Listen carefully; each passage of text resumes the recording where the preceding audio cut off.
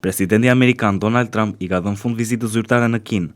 Trump u largua nga Pekini me avionin presidencial Air Force One, mbas përfundimit të samitit 2 ditor me presidenti kinez, një vizitë që 2 liderët e cilësuan historike për marrëdhënien mes 2 vendeve. Trump u përcoll nga ministri I jashtëm kinez. Takimet e presidentit amerikan në kryeqytetin kinez u fokusuan te tregtia, tensionet në lindjen e mesme, si dhe raporte strategjike mes Washingtonit dhe Pekinit. Presidenti kinez rezervoi për Trump një pritje të rrallë diplomatike. Ai e shoqëroi personalisht në kopshtet historike të rezidencës së liderëve kinez. Presidenti kinez deklaroi se 2 vendet kishin tentuar një marrëdhënie të re konstruktive dhe strategjike, duke cilësuar vizitën si historike dhe me rezultate konkrete bashkëpunimi. Nga ana e tij, Donald Trump vlerësoi raportin me presidentin dhe rezultatet ekonomike të samitit. Trump foli për një marrëveshje fantastike tregtare dhe një marrëdhënie shumë të fortë mes 2 liderëve. Në qendër të diskutimeve ishte situata në lindjen e mesme dhe siguria në ngushticën e Hormuzit. Trump konfirmoi se Washingtoni dhe Pekini ndajnë të njëjtin qendrim për të mos lejuar Iranin të sigurojë armë bërthamore dhe përmbajtjen e hapur të korridorit strategjik detar. Gjatë një interviste për mediat, presidenti amerikan tha se Kina ishte zotuar për blerje të mëdha të mallrave amerikan, përfshirë edhe avion të kompanisë Boeing dhe produkte bujqësore nga SBA.